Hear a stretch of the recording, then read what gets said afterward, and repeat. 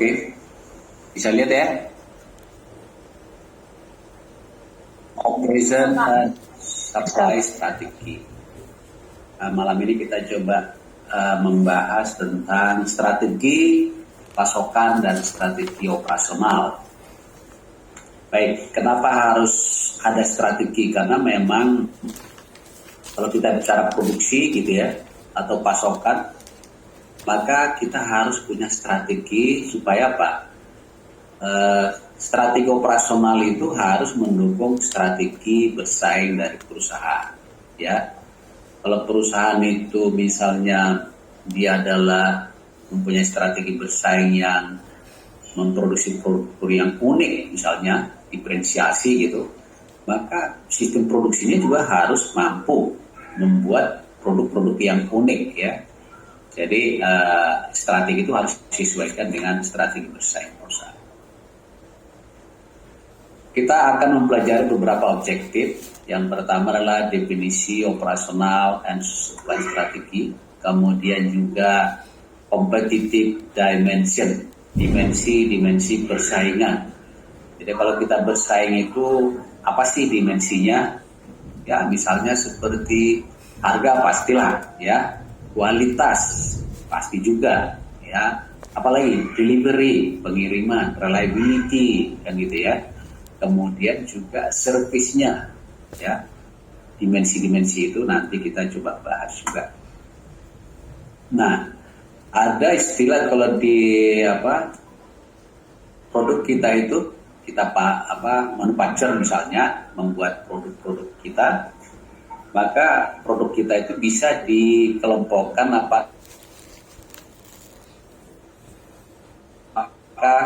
qualified ya. Order qualified itu adalah produk-produk memang yang mempunyai kriteria atau dimensi-dimensi yang memenuhi kriteria dasar dari konsumen ya.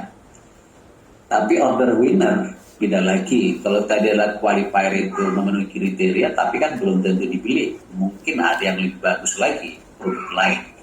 Nah, yang lebih bagus itu biasanya yang dipilih itu, maka produk itu disebut order winner. Oke, istilah-istilah sederhana sih. Ya. Kemudian juga strategi desain proses, ya.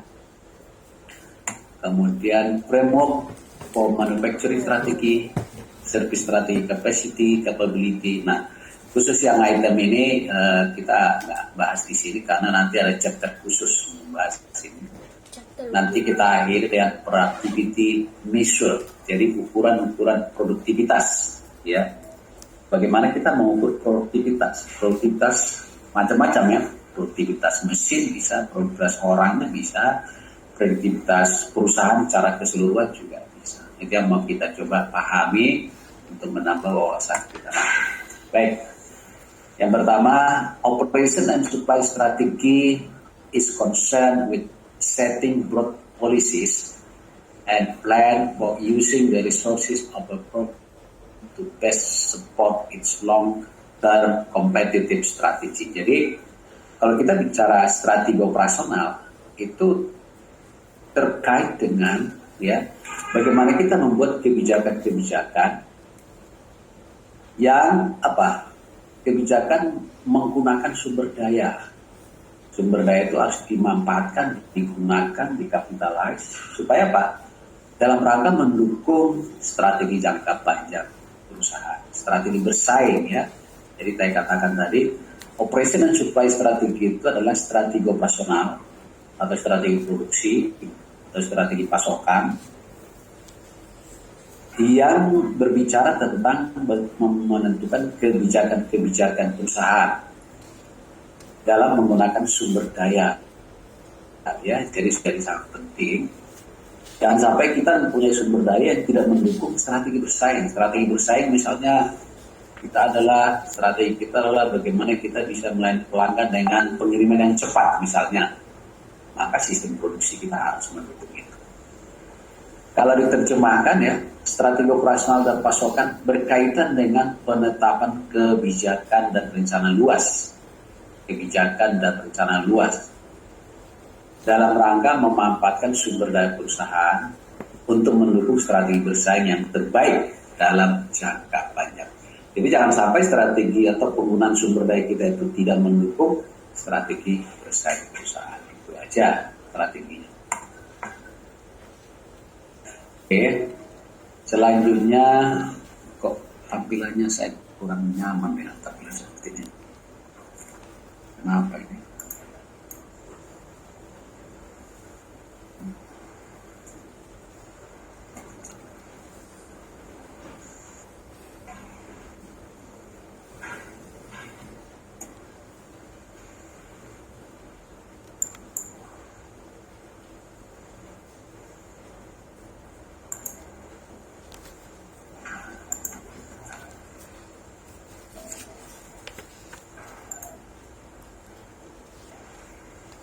Ya, saya lebih nyaman gini aja. Baik, kita lanjut dengan dimensi-dimensi persaingan. Jadi, apa aja sih kalau kita memproduksi sebuah produk barang, apa yang harus kita perhatikan? Banyak faktor atau banyak dimensi yang menjadi penentu keberhasilan kita dalam bersaing. Nah, faktor-faktor itu disebut dengan competitive dimension, ya, dimensi-dimensi persaingan. Yang utama pastilah biaya atau harga, ya, selalu ini nomor satu. Walaupun memang ada katanya kalau kualitasnya tinggi bagus, ya harga harus naik, betul. Tetapi kalau sama-sama kualitas bagus juga dengan bersaing, maka akan menjadi permasalahan kalau harga kita tidak bisa bersaing dengan produk mereka, kan gitu ya. Sama nih, kualitasnya sama, tapi harganya kita lebih mahal. So what? Ya orang pasti tidak beli. Itu arti daripada price di sini. Jadi bukan berarti kita bandingkan kualitas berbeda, harga berbeda, ya wajar. Yang menjadi perhatian adalah kualitasnya sama, standarnya sama, reputasi sama, tapi cost-nya menjadi penentu, kan gitu ya. Cost-nya menjadi penentu. Pastilah saya ditawari produk bagus, harga lebih murah. Si A juga nawarin produk bagus, harga lebih mahal, ya saya pilih. Nah, bagaimana ini penerapannya adalah make the product or deliver the service cheap, ya. Jadi bagaimana kita membuat produk atau jasa. Jadi bisnis itu kan ada dua, ya. Bisnis produk barang atau jasa, ya. Kalau produk itu bicaranya adalah membuat produk, kalau service mendeliver service atau mendeliver jasa dengan harga murah. Bukan berarti rugi, ya. Murah itu ya tetap kita untung. Kita untung tetapi lebih murah dari yang pesaing kita, maka kita akan menang. Oke, yang kedua adalah kualitas, quality, ya. Make a great product or deliver a great service. Jadi kualitas itu merupakan dimensi dan keharusan, ya. Tapi bukan berarti kita harus berkualitas, harus sebagus-bagusnya, tidak juga. Termasuk juga segmen pasar yang kita layani, ya. Kalau di airline bisnis, kualitas itu adalah jasa. Bagaimana jasa itu bisa membuat customer itu happy, satisfied, ya. Pelayanannya, ketepatan waktu penerbangan, cargo handlingnya, bagasi handling. Kemudian yang tidak kalah penting adalah kalau ada komplainnya kita bisa handle, ya. Kita harus bisa merubah komplain menjadi komplimen, ya. Komplainnya dia kecewa, tapi bisa kita rubah menjadi komplimen buat dia, sesuatu yang menyenangkan, ya. Itu kalau jasa. Kalau produk, ya biasalah, produknya tidak cacat, ya. Make a great product or deliver a great service. Itu dimensial. Dimensi berikutnya adalah delivery speed. Ini berbicara tentang kecepatan pengiriman. Jadi bisa aja harganya murah, kualitas bagus, tapi pengirimanya lama, ya. Maka kita juga kecewa, kan gitu. Saya udah bayar, saya udah mahal lagi, tapi ngirimnya kok lama, kan gitu. Maka kita juga tidak akan happy. Nah, delivery speed termasuk dimensi persaingan. Kalau kita bersaing, jadi tidak mesti semuanya kita number one di sini ya. Ada berapa ini misalnya? Apakah kita harus unggul di semua ini? Rasanya sulit sekali. Rasanya sulit sekali unggul di semua ini. Ya, kita paling harus mempunyai 2 atau 3 atau lebih, tapi tidak mungkin semuanya karena itu akan sulit sekali. Delivery speed adalah kecepatan pengiriman, make the product or deliver the service quickly, cepat, secepat mungkin ya, secepat mungkin. Jangan sampai nunggu berhari-hari. Nah, yang berikutnya delivery reliability, beda ya. Delivery reliability dan delivery speed beda. Kalau delivery speed itu berbicara berapa hari Pak, kan ya. Misalnya saya jualan produk, saya ditanya, Pak kirimnya berapa hari? Saya bilang seminggu. Waduh Pak, nggak jadi Pak. Kenapa? Karena di sana menawarin saya itu 3 hari Pak dikirim. Ya itu namanya delivery speed. Tapi delivery reliability adalah apakah kita mengirim memenuhi janji. Misalnya, Pak berapa lama? 3 hari Pak ya. Oke, nggak apa-apa, saya tunggu. Pertanyaannya, saya tepatin enggak 3 hari? Maka itu namanya reliability. Ya, gitu ya. Jadi, apakah kita memenuhi janji? Berapa janjimu? Kau penuhi enggak? Itu makanya reliability. Tapi berapa lama kau janji mengirimnya? Itu namanya delivery speed. Ya, berapa lama mengirimnya? Apakah kamu sesuai janji? Itu reliability. Apalagi yang menjadi dimensi bersaing adalah coping with changes in demand, change in volume. Ya. Jadi misalnya pelanggan kita tuh tiba-tiba minta volumenya ditambah, kita bisa memenuhi apa enggak? Ya, coping with, jadi mengikuti perubahan permintaan. Kalau mengurangi sih mungkin gampang ya, Pak saya kurangin ya, pembelian saya, order saya volumenya kurangin ya. Bisa aja memang saya rugi, tapi memenuhinya itu lebih sulit, lebih gampang daripada disuruh, Pak saya mau beli, nambah lagi volumenya, bisa enggak? Nah itu lebih sulit. Kenapa? Untuk menambah volume itu biasanya kita akan ya perlu produksi kapasitas lebih besar lagi, ya. Walaupun itu sebenarnya peluang, ya. Nah, Anda mampu nggak mengikuti perubahan dalam hal permintaan? Volume naik turun, tapi Anda bisa mensupply. Nah, itu sebuah kelebihan, ya, sebuah kelebihan. Karena gini, sering kita udah beli, mungkin produknya bagus, giliran kita beli, dia bilang, Pak habis stoknya Pak, kan gitu ya. Apakah kita happy dia? Enggak lah. Tapi kalau setiap kita mau beli, ada produknya dan dikirim cepat, nah kita pasti ingat itu, ya. Nah itu kita akan kembali membeli produk yang sama. Kemudian dimensi lain adalah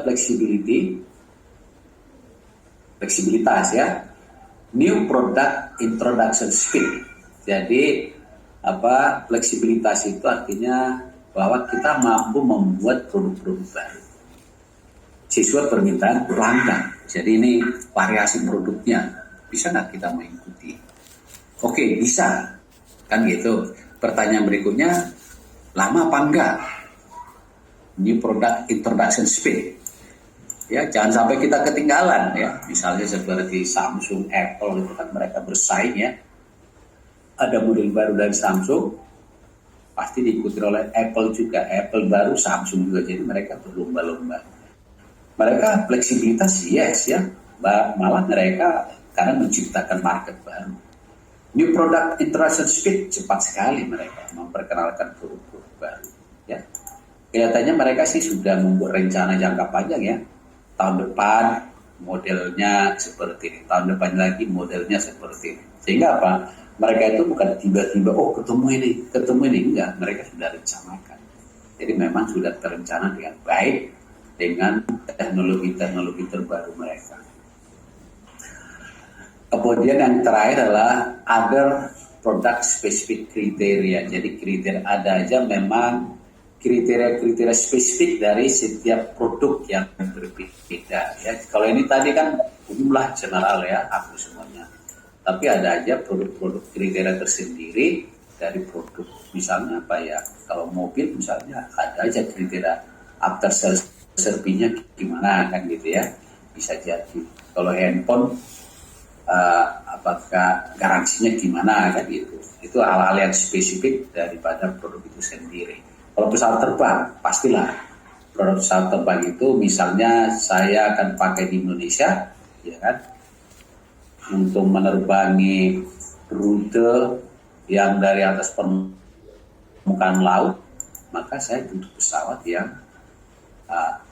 aman kalau terbang di atas laut misalnya kan gitu ya. Saya tidak, kalau lautnya luas pastilah saya butuh pesawat yang bisa long range kan gitu ya.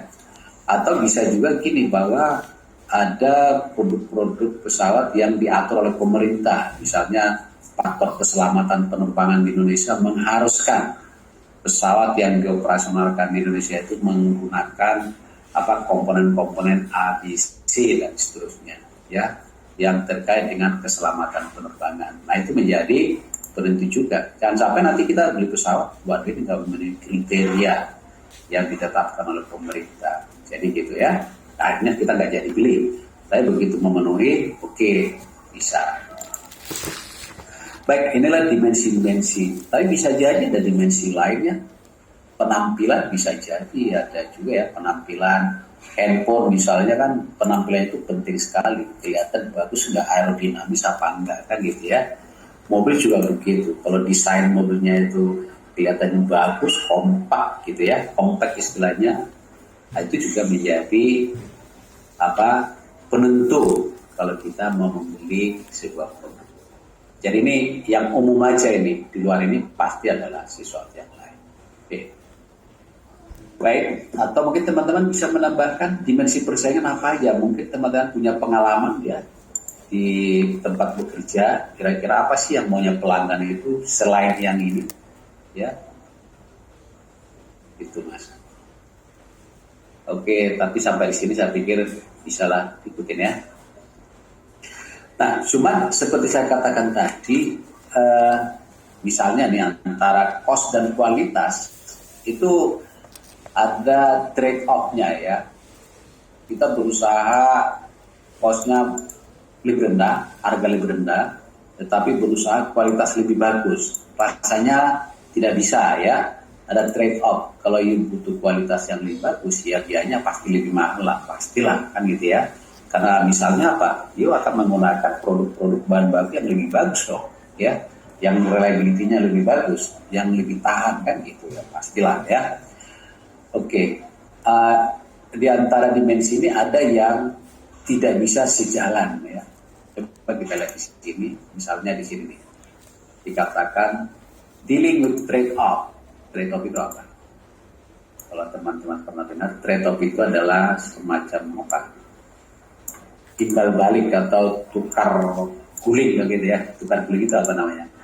Kalau you dapatkan sesuatu lebih baik di sebelah kanan, maka you akan kehilangan sebelah kiri, kurang lebih seperti itu arti daripada trade off.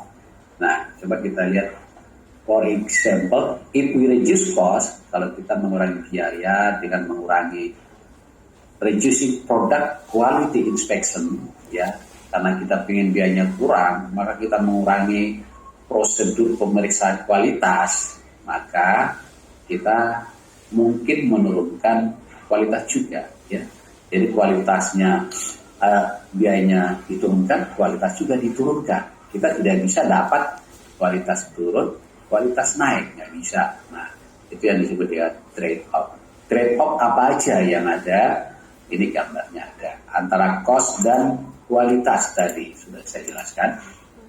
Ya, kalau kita ingin biayanya makin rendah, maka kualitasnya juga makin rendah. Ya, kan gitu. Antara flexibility dan delivery juga begitu ya. Kalau kita semakin fleksibel, biasanya deliverynya semakin lama, ya. Semakin fleksibel, semakin lama deliverynya, kan gitu ya. Kok bisa? Di sini ada contoh nih. If we improve customer service ya, kalau kita perbaiki pelayanan pelanggan, ya, dengan menggunakan apa? Cross training personel. Jadi personel itu kita training untuk beberapa keahlian supaya dia fleksibel, bisa melayani beberapa komplain, beberapa permintaan pelanggan karena dia punya skill yang cross training, ya, beberapa skill dia bisa, maka dia semakin fleksibel, bisa kerja di sana, bisa kerja di sana. Tapi masalahnya begitu dia fleksibel, maka dia tidak akan secepat yang diharapkan, ya kan? Karena mungkin dia nunggu sana dulu, nunggu sini dulu. Itu yang dimaksud di sini. If we improve customer service problem solving by cross-training personnel to deal with a wider range of problem, they may become less efficient. Ya. Jadi bisa aja mereka jadi tidak efisien lagi dan lambat at dealing with commonly occurring problem. Ya, jadi ini ada dua trade-off di sini. Flexibility, delivery, cost, and quality. Sama ya, dalam kehidupan kita juga gitu. Kalau kita mengerjakan banyak pekerjaan, pastilah kecepatannya jadi lambat.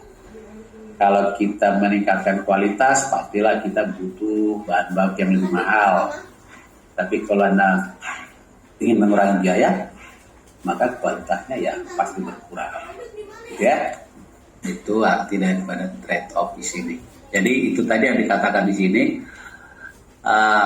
Rasanya sulit sekali kita mendapatkan semua plus di sini.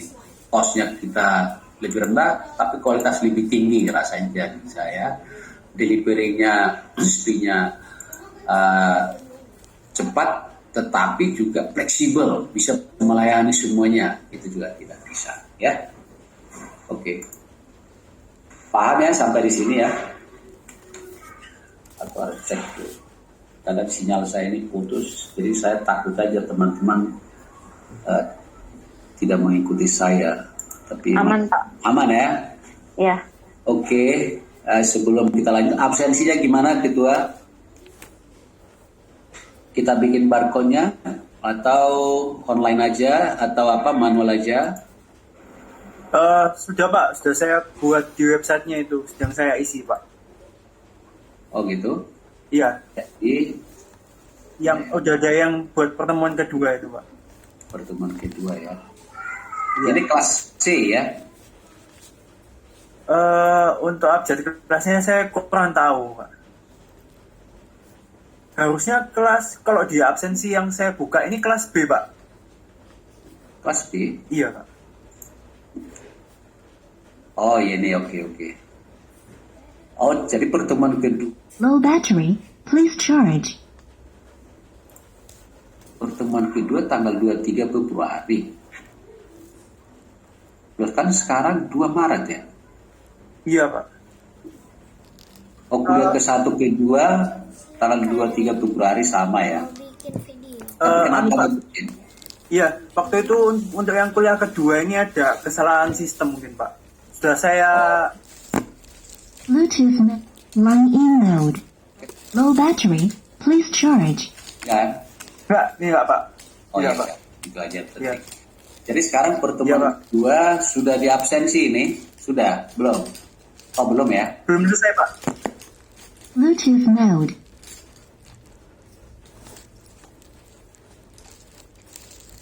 Line in mode. Makan kan tadi kan? Sudah belum? Jangan sampai kelaparan. Sudah Pak. Aman ya? Sudah Pak. Iyalah. Belajar sih belajar, tapi makan jangan lupa. Ini pada kerja semua ya, teman-teman. Iyalah, evening class biasanya orang kerja sibuk ya. Hebat ya. Kita sangat menghargai loh teman-teman sambil kerja tapi sambil kuliah. Dibutuhkan time management ya, sama effort management, sama energi manajemen, semualah di situ. Belum lagi kalau udah berkeluarga, family management ya. Oke, kita santai aja lah. Baik, ini slide kita nggak terlalu banyak kok. Order qualifier and winner ya. Kapan sebuah produk dikatakan order qualifier ya? Apabila, nah ini definisinya seperti ini. Other qualifier are the basic criteria that permit the firm's product to be considered as candidate for purchase by the customer. Ya, jadi kriteria dasar yang memungkinkan produk atau jasa dari perusahaan dipertimbangkan untuk dibeli. Pertimbangkan dibeli karena memang dia sudah memenuhi kriteria dasar, itu aja. Misalnya apa? Cost-nya, kualitasnya, kan gitu ya, sesuai dimensi-dimensi tadi. Janji pengirimannya sudah oke belum dengan kita? Apakah dimensi-dimensi yang kita mintakan tadi sudah terpenuhi dari produk mereka? Oh sudah. Oke, berarti produk itu namanya order qualifier. Ya, qualified gitulah. Qualified memenuhi, kan gitu aja. Nah, begitu qualified apa langsung dibeli? Belum tentu. Mungkin ada produk lain yang lebih bagus ya. Cara kriteria dasar kita sudah oke. Other winner are the criteria that differentiate the product and service of one firm from other. Ya, jadi ada pembeda kriteria yang membedakan produk atau jasa dari suatu perusahaan dengan perusahaan lainnya, sehingga produk kita yang dipilih, produk kita yang dipilih, maka kita menjadi. Itu aja sih, simple kok definisinya. MPO ini pada intinya ada hitung-hitungannya, tapi nanti di pertemuan-pertemuan selanjutnya. Kalau di awal itu jadi ke arah definisi aja, ya. Makanya saya lebih, kalau teorinya tidak terlalu banyak, saya lebih suka diskusi-diskusi tentang pengalaman Anda, pengalaman saya, untuk menambah wawasan, kan gitu ya. Next adalah Operation and Supply Strategy Framework. Jadi tadi kan strategi itu adalah bagaimana kita membuat kebijakan perusahaan supaya sumber daya perusahaan tersebut dimanfaatkan dalam rangka mendukung strategi bersaing perusahaan jangka panjang, kan gitu ya. Oke, terus gimana caranya? Caranya ada di sini disebut framework, kerangka ya. Framework itu adalah sebuah kerangka atau yang akan menunjukkan mekanisme yang dilakukan oleh perusahaan, bagaimana supaya sumber daya perusahaan itu yang di sini itu, kemampuan perusahaan itu memang digunakan dalam rangka mendukung strategi bersaing perusahaan, yaitu dalam rangka memenuhi customer need, kebutuhan pelanggan. Ya, jadi jangan sampai perusahaan itu dengan segala fungsi-fungsi kelengkapan kemampuan sumber daya IT, mesin-mesin gitu ya, tidak diarahkan kepada pemenuhan terhadap keinginan atau kebutuhan ya.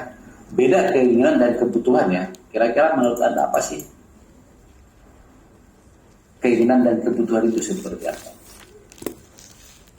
Keinginan itu kan ya belum tentu menjadi kebutuhan ya. Keinginan itu bisa aja karena ya lifestyle, bisa saya ingin punya mobil BMW gitu ya, yang paling keren, dan paling sebenarnya kebutuhannya, apakah itu kebutuhan? Belum tentu. Butuh mobil, yes, tapi apakah harus BMW? Ya tidak, kan gitu ya. Avanza juga bisa, kan gitu ya. Aigia juga bisa, ya, yes. Nah itu maksudnya di sini. Jadi lebih ke arah customer need, kebutuhan ya. Jadi kita harus memikirkan tentang kebutuhan pelanggan. Kalau keinginan pelanggan, customer world beda lagi. Mungkin itu sudah di atasnya. Nah, mekanismenya seperti ini. Yang menjadi tujuan utama adalah customer need. Jadi apapun yang dilakukan oleh perusahaan di bawah sini, ya. Di sini ada dengan segala fungsi-fungsi sumber dayanya, operation capability. Jadi sumber daya perusahaan itu ada di sini, operation capability, ya, supplier capability juga, teknologinya seperti apa, sistemnya, sistem IT, people, ya, distribution, research and development, dan semuanya dengan fungsi pendukungnya, support platform, financial management, human resources management, information management. Semua ini sumber daya ini haruslah digunakan dalam rangka memenuhi competitive dimension and requirement dari produk yang diinginkan oleh pelanggan. Intinya gitu ya.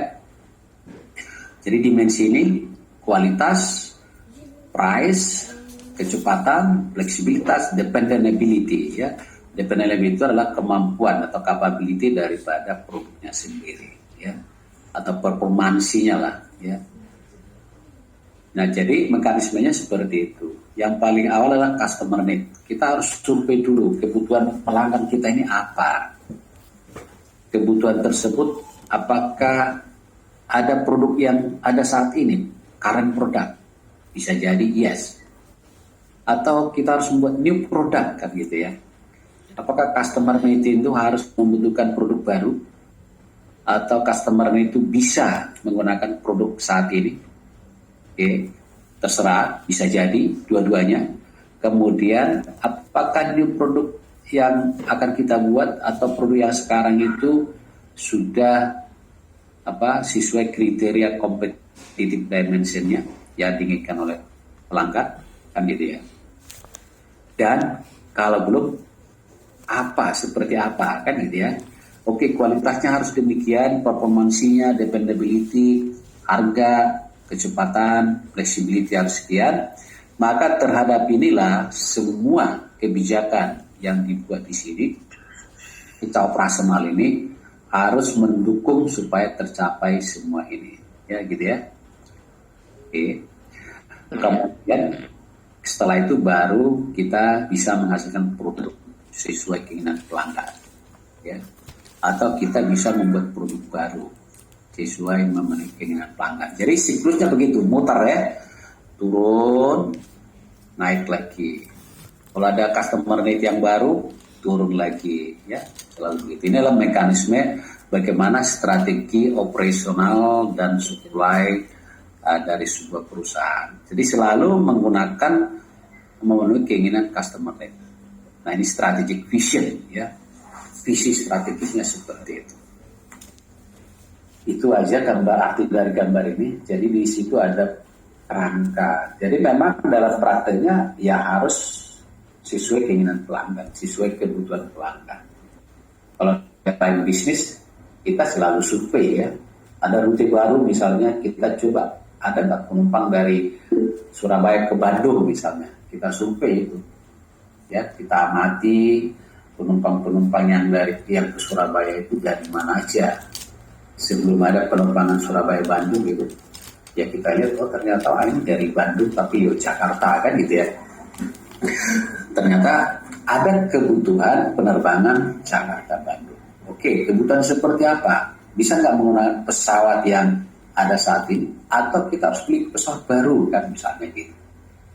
Oh, ada pesawat sekarang. Oke, pesawat sekarang itu gimana kira-kira? Ya, kualitasnya seperti apa? Ya, performansinya seperti apa, biayanya seperti apa, kalau kemahalan bisa nggak bersaing, ya, dan sebagainya. Jadi setelah itu baru kita promosikan, kita pasarkan, gitu tentang operation dan supply strategi. Oke, ada yang mau didiskusikan, silakan teman-teman. Pak, mau tanya boleh, Pak Hotline? Ya. Kalau lihat dari framework ini kan saya lihat sebelah kanan distribution yang dia akan memenuhi order fulfillment to consumer. Nah, untuk sebelah kiri kan R&D yang untuk product development. Apakah untuk ketika R&D ini kan sebenarnya kan untuk mendevelop produk baru. Bukankah seharusnya ini masih tetap dalam arus internal dulu ke produksi, kemudian kalau kita lihat dari marketing mix 4P itu kan melalui jalurnya kan distribusi ya Pak ya. Nah ini kalau saya lihat kan R&D langsung direct ke consumer sebelah kiri Pak. Oke, terus? Nah apakah tidak R&D itu melalui ke jalur distribution dulu baru ke consumer Pak? Saya mau, cuman saya bingungnya kok R&D kok langsung direct ke consumer, saya lihatnya di sini, Pak. Oh, thank you, Pak. Iya, pertanyaan, thank you. Sebenarnya melihatnya kebetulan aja di sini mungkin research and development ke situ ya. Tapi sebenarnya yang mau kita lihat adalah keseluruhan fungsi ini. Jadi ya, satu kesatuan. Kalau memang produknya sudah sudah dibuat ya lewat harus dikirim ke sini, tapi proses di dalamnya lewat distribution yes ya, pengiriman untuk ke customer. Yang ini memang research and development ya, new product development itu research and development itu kan masih dalam rangka merancang kan gitu ya, merancang. Sebenarnya dia belum tentu memproduksi kan gitu ya, karena di sini lihat ini order fulfillment itu terjadi di sini ya, order fulfillment after sales service. Nah di sini adalah new product development, jadi ini baru tahapan produk, bukan new product yang sudah dibuat, ini belum jadi produk ini mas ya kan. Jadi research development itu memang mengembangkan produk baru, mengembangkan belum membuat, belum mengirim kan gitu. Nah jadi dia mengembangkan produk baru, kemudian dia akan nanti lihat lagi customer-nya seperti apa kan gitu ya, sudah sesuai belum dengan customer need, karena ini baru dalam rancang bangun, ini baru dalam tahap pengembangan, belum produksi kan gitu ya. Kalau udah produksi lewat sini dia masuk order fulfillment, dia sudah mengirim produknya ke customer, tapi ini masih tahap pengembangan. Jadi research development itu memang kalau dia mengembangkan sebuah produk, dia harus pastikan bahwa produk yang dibuat itu sesuai kebutuhan customer, kan seperti itu ya. Jadi ini siklus saja ya. Kemudian nanti turun lagi ke sini. Kalau sudah oke hasilnya ini, ya udah masuk ke sini di produk ya. Kemudian dimensinya dilihat lagi. Kemudian dimensi yang diinginkan seperti apa ditentukan di sini, kualitasnya begini, harga sekian, kecepatan sekian, maka ini akan diproses oleh ini dia sumber daya yang ada dalam perusahaan ini. Kemudian nanti siklusnya berulang lagi kan gitu ya. Dari proses ini riset dan development mungkin mengembangkan sebuah produk baru untuk apa? Untuk menyesuaikan customer need. Selalu begitu. Jadi ini kita lihat sebagai siklus saja ya, proses pengembangan produk baru seperti ini. Tapi kalau dalam proses produknya sudah jadi, mengikuti siklus ini. Saya pikir itu makna daripada framework ini. Atau masnya bisa menambahkan, boleh silakan. Mungkin ada pemikiran lain. Ya cukup sih Pak. Berarti ini concernnya adalah R&D ini untuk product development yang bukan mendeliver ya Pak ya, tetapi sourcingnya adalah based on consumer needs ya. Kan kalau karena sebelah kanan kan panahnya ke atas ini kan distribution untuk memenuhi order fulfillment ke consumer. Nah berarti sebelah kiri ini new product development adalah menggunakan sourcing dari consumer needs ya Pak ya berarti. Jadi ini masih tahap merancang lah, desain new product development kan gitu ya, proses pengembangan. Betul. Ya, sedangkan ini order fulfillment, jadi sudah pemenuhan order, berarti pengiriman produk di sini. Kan gitu. Jadi kemudian ada kalau customer need lagi, ya udah dirancang lagi kurang lebih seperti itu. Jadi ini menunjukkan siklus ya, dia selalu berproses seperti itu. Ya ibaratkan seperti Samsung lah, ya Samsung itu kan sebentar-bentar ada produk baru, kok mereka bisa tahu kan gitu ya. Biasanya mereka tuh melihat seperti ini, mereka mengamati pelanggan, customer, maunya pelanggan itu seperti apa sih. Yang mungkin paling gampang kita lihat handphone Oppo, tahu kan handphone Oppo itu ya. Sebenarnya apakah dia lebih hebat dari Samsung, dari Apple? Enggak juga kan. BPO itu, tapi dia punya kelebihan kan, dia punya fitur yang membuat pelanggannya itu tertarik sebenarnya. Nah itu mereka mengamati apa sih, ternyata di masyarakat itu ada segmen pasar yang menginginkan sebuah sistem kamera di handphone itu yang bagus kan gitu ya, karena banyak orang foto sana foto sini, tampil sana tampil sini, mereka nembaknya ke sana. Kalau dari sisi kualitas handphone atau yang lain juga mungkin kalah juga dibandingkan Samsung dan Apple. Tapi ternyata laku karena mereka segmen mereka jelas. Jadi mereka merancanglah sebuah handphone dengan kamera yang bagus, unggul malah kan gitu, kameranya unggul dibandingkan yang lain. Dan ternyata handphone lain seperti Samsung ngikutin ya, seperti itu. Jadi memang karena itu tadi, mereka mengamati masyarakat itu ingin handphone seperti apa. Tidak mesti semuanya kita mengikuti, Mas. Ya, tidak mesti seperti kualitas oke, harga oke, ya enggak juga. Mungkin satu fitur aja yang membedakan, itu cukuplah membuat produk kita itu punya segmen tersendiri. Seperti itu, ya. Kita jadi gitu ya, Mas ya. Tadi Mas siapa yang nanya? Ya. Thank you. Saya dengan Glenn, Pak. Glenn.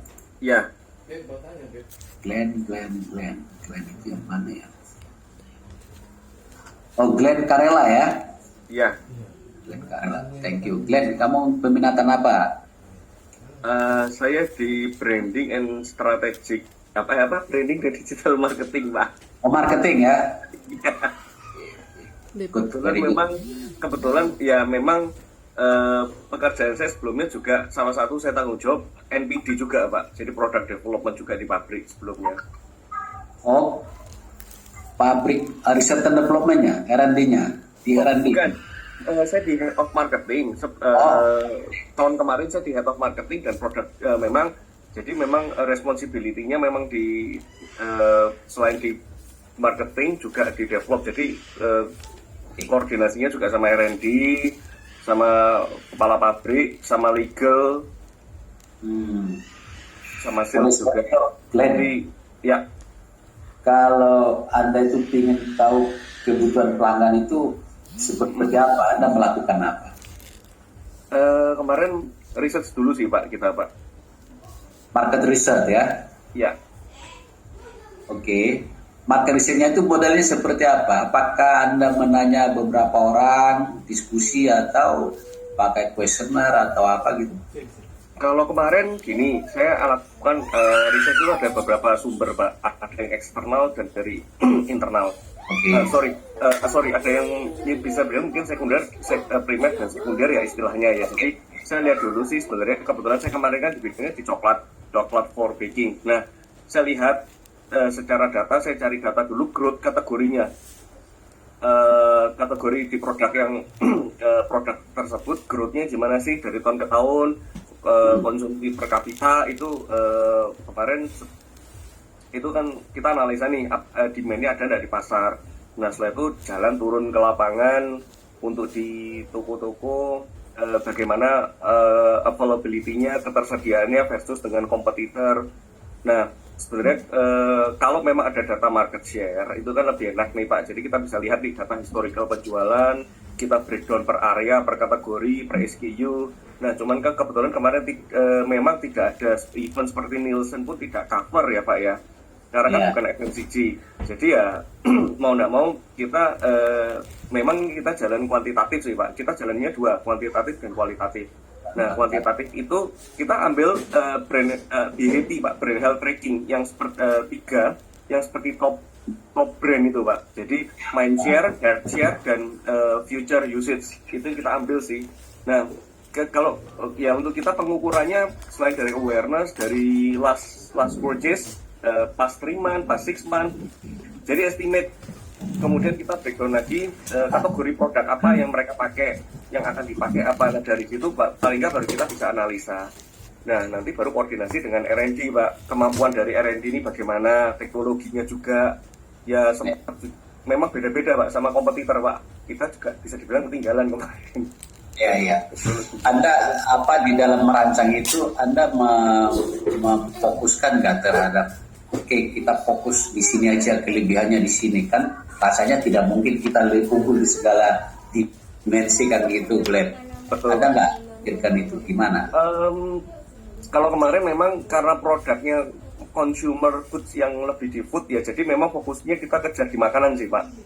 Kebetulan di taste kita memang kejar di taste. Jadi taste kemudian packaging, karena di industri baking itu memang kemarin itu packagingnya semua jadul semua. Jadi kemarin kita coba develop dengan packaging yang baru karena STP-nya kita memang kejar ke segmen premium Mbak. Jadi ya kita memang coba kejar di taste ya, karena orang kejar, orang sukanya tuh di taste sih. Ya. Nah, kebetulan setelah dari qualitative research, kita pakai EDI, in-depth interview, salah satu metodenya itu consumer kita itu sebenarnya target konsumen kita yang kelas ses A, ses B itu mereka tidak price matters, Pak. Jadi bukan yang lebih baik dia bayar mahal, tapi enak. Nah, jadi sebenarnya price tidak ada masalah. Jadi seperti itu, Pak. Memang setiap target konsumen kan beda-beda, Pak, ya. Oke, jadi memang Anda menentukan segmennya berdasarkan need-nya mereka kan gitu ya. Iya, Pak. Gitu tadi. Jadi ternyata Anda udah pengalaman juga ya, bagaimana mensurvei pelanggan untuk menentukan produk-produk yang akan dibuat berikutnya ya. Gitu. Itu Pak, kebetulan dapat tugas saja, Pak. Iya. Nah, itu mahal itu. Dan kita juga teori-teori kan bicara seperti itu. Cuma baca ini doang. Tapi saya punya pengalaman juga di airline bisnis. Nah, jadi memang surveinya seperti itu. Pakai data sekunder dan primer kan itu. Jadi sekunder itu adalah teman-teman misalnya kalau di airline bisnis growth, passenger growth misalnya kan gitu ya. Tapi passenger itu kita lihat bukan secara keseluruhan, spesifik tiap rute kan gitu ya, sama dengan Glenn tadi. Dilihat tuh segmen-segmennya dia. Dan nanti kita lihat ada potensi di mana gitu ya. Ada potensi pertumbuhan Jakarta Surabaya, is okay pasti. Tetapi masalahnya persaingannya habis-habisan di situ kan gitu.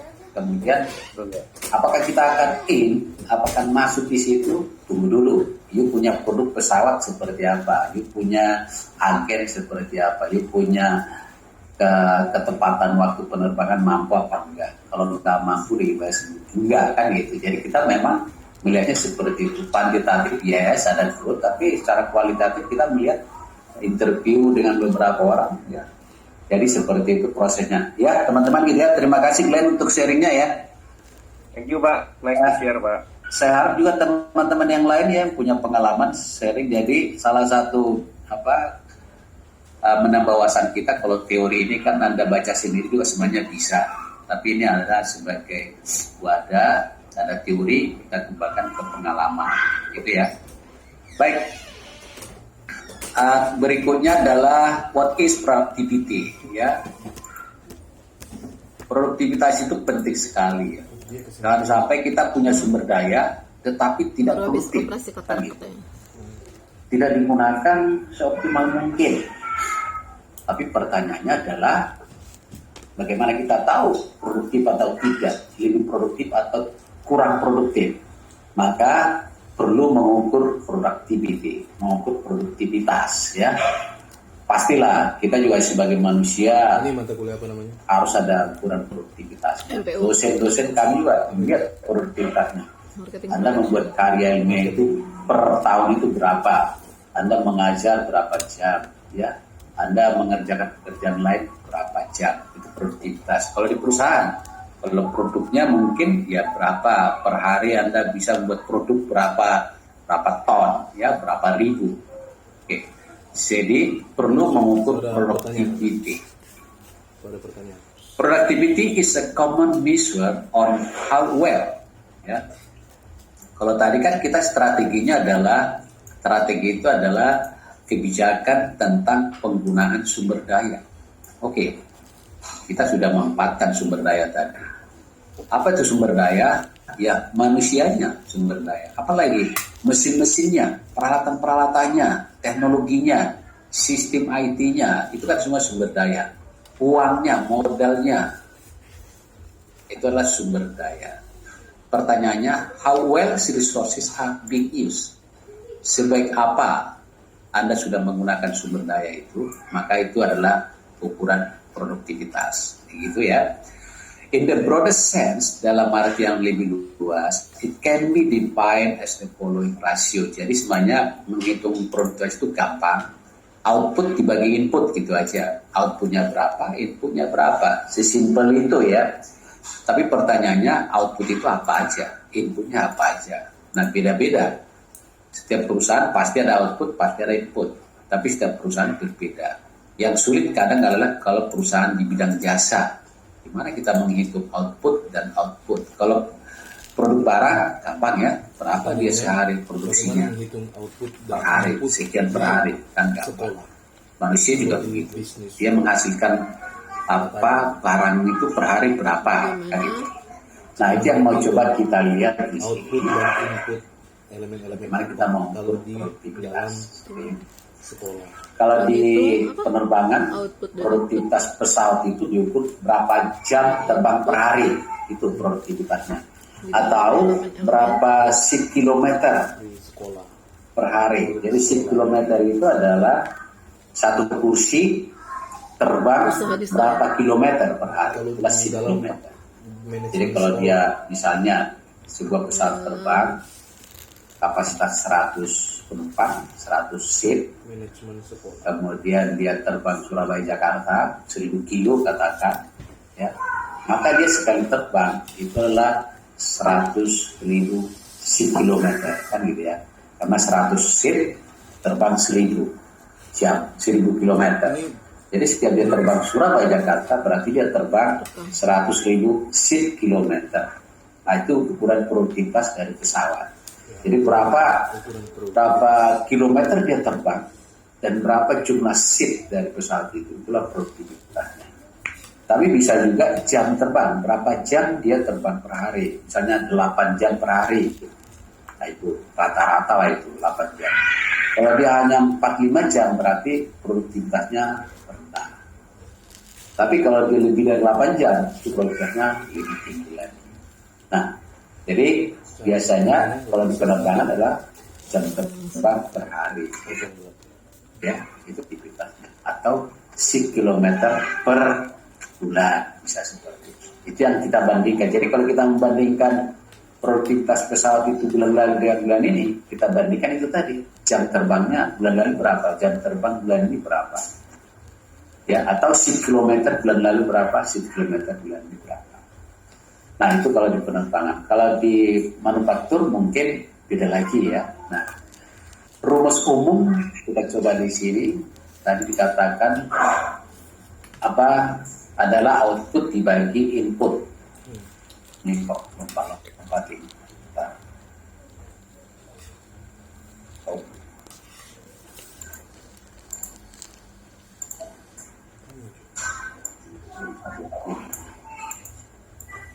Pak Siagian.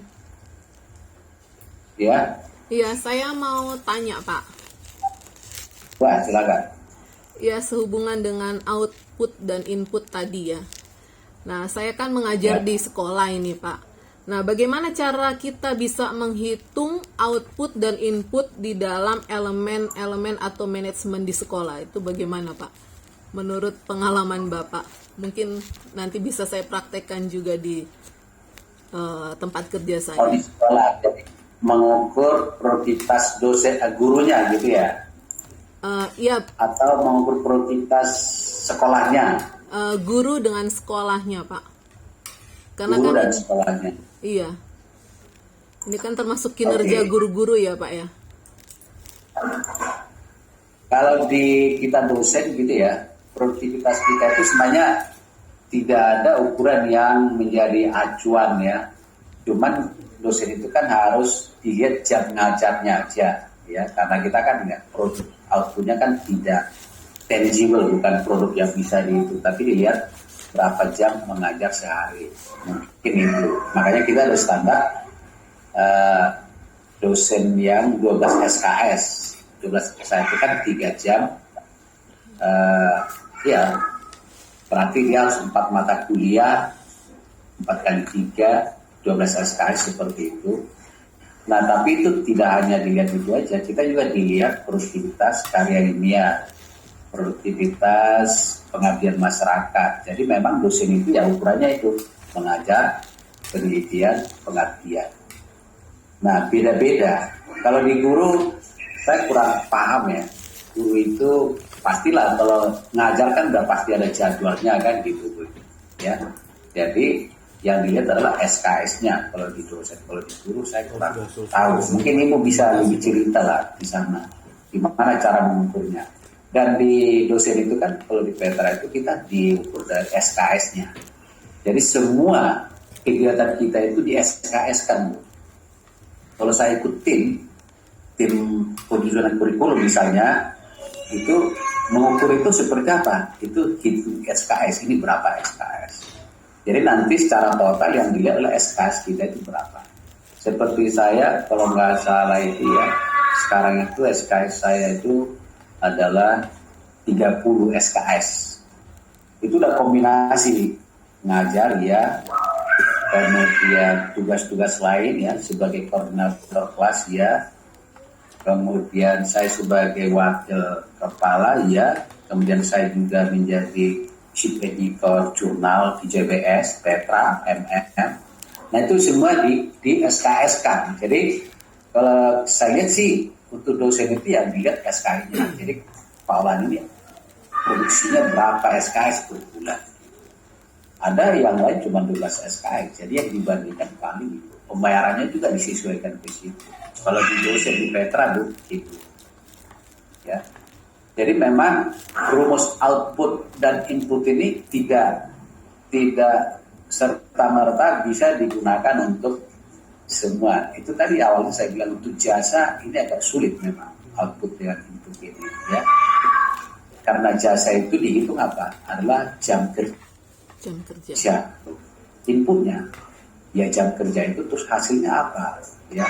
Kalau dia customer service misalnya, ya, gimana dia cara? Paling inputnya adalah berapa jam dia bekerja. Kemudian dia bisa melayani pelanggan berapa orang. Bisa seperti itu, Bu. Oh, saya melayani pelanggan 10 orang hari ini. Berarti 10 orang per 8 jam. Jadi memang tidak ada yang baku berlaku untuk semuanya. Kan gitu. Kalau untuk guru, ya yang saya bayangkan guru itu adalah jadwal mengajar sudah pasti. Kemudian ada kegiatan-kegiatan lainnya. Apakah itu membimbing atau apa sebagai dosen wali kan gitu. Yang saya pahami seperti itu. Kalau jadi dosen, mungkin ibu bisa sharing juga di tempat ibu seperti apa, ya. Iya Pak, makasih. Tapi mungkin kalau di guru itu tidak sepanjang waktu ngajarnya seperti dosen ya Pak ya. Jadi apalagi yang guru-guru yang di sekolah itu ada yang honorer dan ada yang full time istilahnya begitu. Jadi memang dihitung jam kerjanya, per jam kerja dapat sekian seperti itu. Jadi sepertinya kalau saya lihat lebih menguntungkan yang part time Pak, yang honorer daripada yang full time, karena mengingat juga tugas-tugasnya yang wali kelas ya khususnya itu banyak sekali. Seperti itu sih pengalaman saya di sekolah. Mungkin itu kira-kira Pak. Bu Devi, jadi memang guru itu pengabdian ya Bu ya. Iya betul Pak. Betul. Ada teman saya ya, dia udah lulus doktor. Dia nggak mau melamar dia dosen tetap, nggak mau dia. Saya lebih baik dosen terbang. Tadi loh, kenapa? Dia di Jakarta. Iya, aku udah dosen terbang, bebas aku ngajar selesai dapat bayaran. Kalau kita dosen tetap dikasih tugas ini, tugas itulah, tugas ini kan, hitung-hitung dengan gajinya nggak setimpal katanya. Kayak gitu. Jadi ya gimana? Kalau guru itu ya pengabdian lah Bu, demi bangsa dan negara. Tapi pilihan ya, kalau saya sih lebih suka dosen tetap. Kenapa? Dosen terbang sangat sih capek juga kan. Kemudian ya pasti ada plus minusnya kan gitu Bu. Nah, saya pikir itu kalau untuk jasa seperti guru, dosen, ya rumus ini bisa, tapi mungkin harus lebih spesifik lagi, dilihat harus sepakati manajemen lah bagaimana. Tapi kalau di Petra, jelas Bu, semua kegiatan kita itu di SKS kan. Yang menentukan berapa SKS itu pimpinan. Saya sebagai kelas paralel statistik misalnya ya, saya dikasih 6 SKS, kan gitu. 6 KS, jadi itu menjadi ukuran produksivitas saya nantinya. Oh, per bulan saya itu 30 SKS, ya gitu seperti itu. Ya Bu ya, Ibu Dewi gitu ya. Iya Pak, terima kasih. Boleh satu lagi Pak? Boleh diskusi, nggak apa-apa, silakan Bu. Iya. Ini mengenai strategi yang kita review kembali ke belakang ya, mengenai pengiriman barang Pak. usaha pengiriman barang. Nah kan kira-kira strategi apa yang bisa kita dapatkan untuk usaha pengiriman barang ya? Kalau tadi dilihat dari delivery reliability, kemudian delivery speed-nya. Nah sementara kita mengetahui bersama bahwa justru pengiriman dari luar itu, dari luar negeri masuk ke Indonesia itu lebih banyak dan produknya itu lebih bagus ya. Misalnya seperti di Cina, sampai COVID pun dari sana kan, istilahnya kan begitu. Nah kira-kira hal apa dan strategi apa yang bisa kita gunakan dan terapkan untuk usaha pengiriman barang khususnya di negara Indonesia ini biar lebih maju ya. Kita bisa contoh seperti negara Cina. Itu bagaimana Pak strateginya kira-kira yang mungkin bisa ditambahkan? Oke, ini Ibu ini nanya tentang logistik, lebih ke arah logistik ya, delivery lah ya. Memang kalau bicara domestik ya, infrastruktur merupakan salah satu kunci lah untuk bicara delivery, supply chain, logistik gitu ya. Infrastrukturnya gimana dulu. Kemudian kalau bandingkan Cina, Cina itu luar biasa. Jalan tolnya kemana-mana, rel kereta api kemana-mana, pelabuhan di mana-mana, kan itu. Kemudian juga truk dan sebagainya. Memang salah satu kunci keberhasilan pembangunan adalah di logistik sistemnya. Sampai pemerintah Indonesia itu kan membuat sebuah rancang bangun logistik nasional, ya, rancang bangun logistik nasional untuk mendukung perekonomian nasional. Jadi mereka sudah membuat itu nanti dibangun pelabuhan di mana, lapangan udara di mana, rel kereta api dari mana ke mana, jalan tol dari mana ke mana, seperti yang dikerjakan Pak Jokowi sekarang kan itu sebenarnya dalam rangka membuat logistik itu nanti lebih murah, lebih cepat, kan gitu. Nah, pertanyaannya memang kalau kita mau membuka usaha, katakanlah usaha logistik gitu ya, logistik service, gimana caranya, kan gitu. Saya juga mengajar logistik manajemen rantai pasok di S1 dan S2 ya. Jadi gini, segmen pelanggan itu kalau kita bicara dari logistik terbagi dua. Apakah pelanggan yang membutuhkan ongkos kirim murah walaupun lambat, atau pelanggan yang membutuhkan pengiriman yang cepat walaupun ongkosnya lebih mahal. Karena tidak bisa dua-dua. Cepat tapi murah itu rasanya sulit, Bu. Ya kan? Kenapa saya bilang? Kalau kita mengirim dengan biaya murah, kata kuncinya adalah harus mengirim dalam volume besar, kan gitu ya. Kalau kita mengirim volume kecil tapi sering-sering, itu bakal mahal.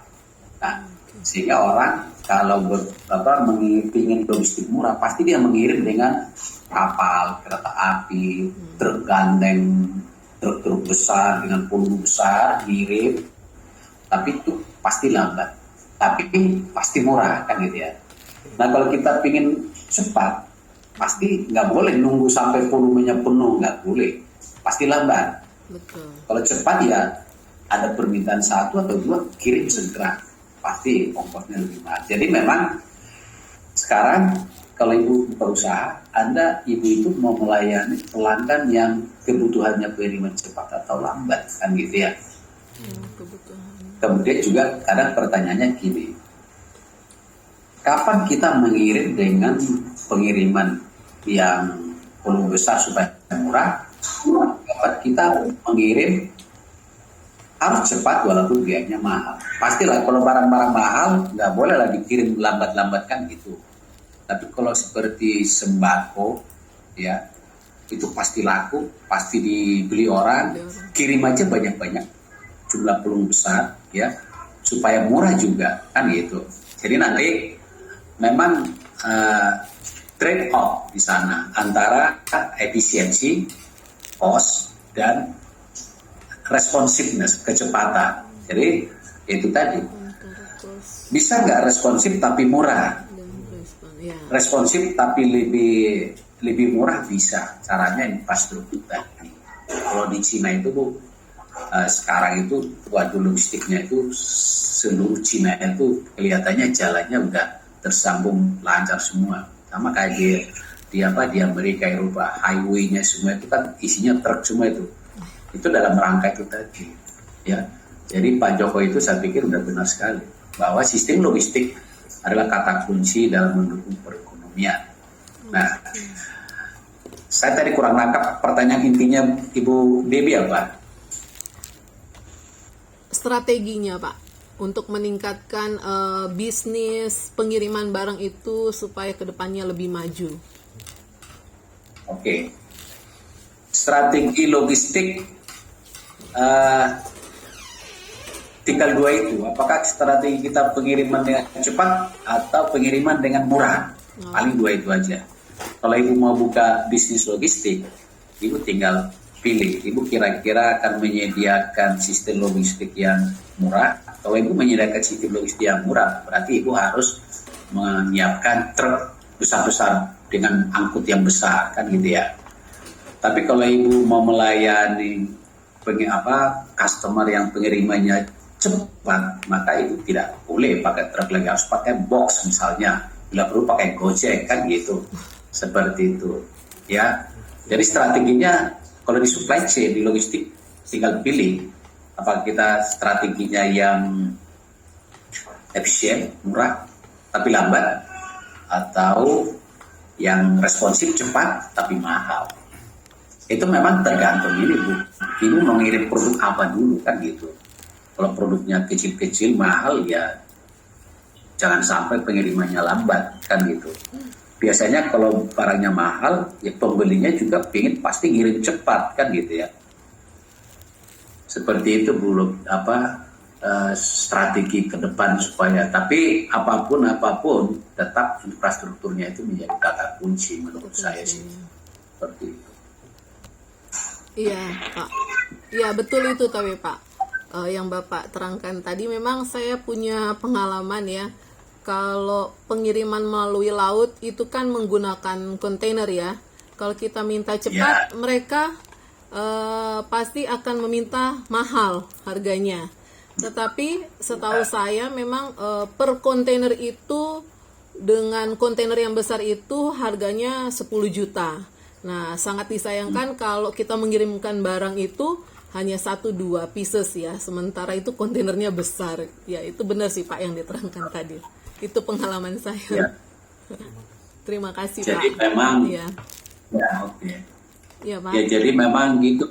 Kalau ya tergantung. Kalau produknya itu produk sembako ya kirim seperti ini biasanya pabrik yang memproduksi produk makanan dan minuman ya, yang sembako lah, minyak goreng, sabun dan sebagainya itu, biasanya mereka mengirimnya itu pakai truk besar, truk gandeng, supaya apa? Bisa ngirim sekaligus banyak, ongkos kirim murah. Cuman memang kalau bicara supply chain Bu, selalu konflik itu antara kalau orang yang mengirim bilang kirim aja banyak-banyak supaya ongkosnya murah, kan gitu.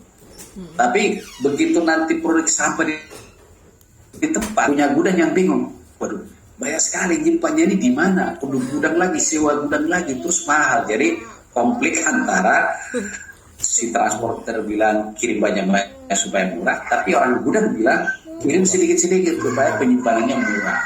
Jadi kembali ke itu tadi, kalau kita bicara supply chain management, kita lihat itu secara keseluruhan memang ya.